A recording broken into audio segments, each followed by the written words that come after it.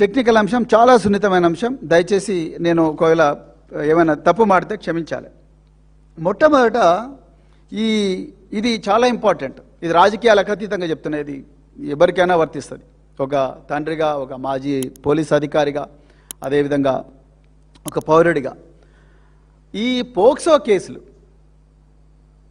నేరం జరిగిన తర్వాత వాటి పరిశోధించడం ఎంత ఇంపార్టెంటో, నేరం జరగక ముందు కూడా వాటిని ఆపడం కూడా అంతే ఇంపార్టెంట్. ఇది నా రిక్వెస్ట్ తల్లిదండ్రులకు బీఆర్ఎస్ పార్టీ తరఫున. అదేవిధంగా యంగ్ అడల్ట్స్కు, అంటే జంజీ అంటున్నాం కదా ఇప్పుడు మనం, ఆ యంగ్ అడల్ట్స్ తర్వాత 12 సంవత్సరాలు దాటిన బిడ్డలు ఎవరైతే ఉన్నారో, 12, 11, 10 ఆ వయసులో ఉన్న బిడ్డలు, వాళ్ళ తల్లిదండ్రులకు, అదేవిధంగా ఆ బిడ్డలకు మా ప్రత్యేకమైన రిక్వెస్ట్ బీఆర్ఎస్ పార్టీ తరఫున. మొట్టమొదట 99% పాక్సో కేసుల్లో నేరస్తులు ఎవరంటే బాధితులకు తెలిసిన వాళ్ళే. అంటే వాళ్ళు మామయ్యల రూపంలో రావచ్చు, ఆంటీల రూపంలో రావచ్చు, లేకపోతే పక్కింటి అంకుల్ రూపంలో రావచ్చు, లేకపోతే దూరపు బంధువుల రూపంలో రావచ్చు, లేకపోతే ఇంకా ట్యూటర్ల రూపంలో రావచ్చు, లేకపోతే గేమ్స్లో కోచ్ల రూపంలో రావచ్చు, లేకపోతే నైబర్స్ పక్కన ఇరుపురు వాళ్ళ రూపంలో రావచ్చు, లేకపోతే మత గురువుల రూపంలో కూడా రావచ్చు. అట్లనే అందరినీ చెడ్డోళ్ళని అంటలేను, కానీ ఒక కన్నేసి ఉంచాలి. పిల్లలను దయచేసి ఒంటరిగా వదలకండి. This is very very important. ఎప్పుడు కూడా వదలకండి. నేను చెప్పాను, ఒక్కసారి దాడి జరిగితే 30 సంవత్సరాలు 40 సంవత్సరాలకు కూడా మర్చిపోలేని పరిస్థితి ఉంటుంది. వాళ్ళు సైకలాజికల్ ఖతమైపోతారు.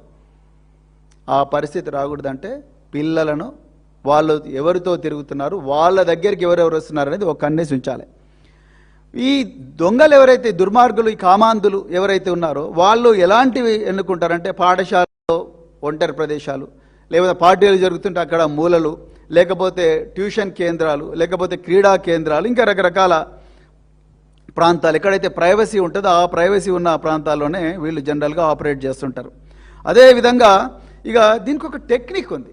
ఇది బాగా గుర్తుపెట్టుకోవాలి మీరు తల్లిదండ్రులు, అదేవిధంగా యంగ్ అడల్ట్స్. దీన్నే గ్రూమింగ్ టెక్నిక్ అంటారు. చాలా ఇంపార్టెంట్. ఇది అంతర్జాతీయంగా గుర్తించబడ్డ టెక్నిక్, ఈ గ్రూమింగ్ టెక్నిక్. ఈ నేరస్తులు గ్రూమింగ్ టెక్నిక్ ద్వారా ఈ మైనర్ బాలికలకు కానీ మైనర్ బార్ల దగ్గర అవుతారు. ఏంటి గ్రూమింగ్ టెక్నిక్? గ్రూమింగ్ టెక్నిక్ ఏంటంటే వల్నరబుల్ పిల్లలను గుర్తిస్తారు. వల్నరబుల్ పిల్లలు అంటే ఎవరు? ఇంట్లో ఇద్దరు తల్లి తండ్రి ఉన్నారు, వాళ్ళిద్దరు ఎప్పుడు కొట్లాడుకుంటా ఉన్నారు.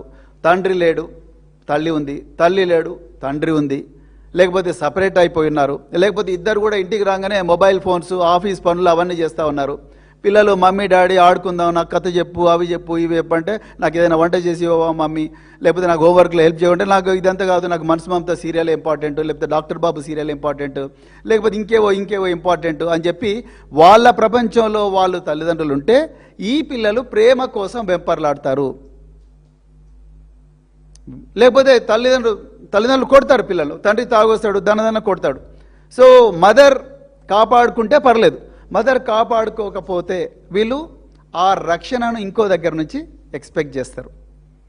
ఆ ఇంకొక దగ్గర నుంచి ఎక్స్పెక్ట్ చేసే సమయంలోనే వల్నరబిలిటీ మొదలవుతుంది.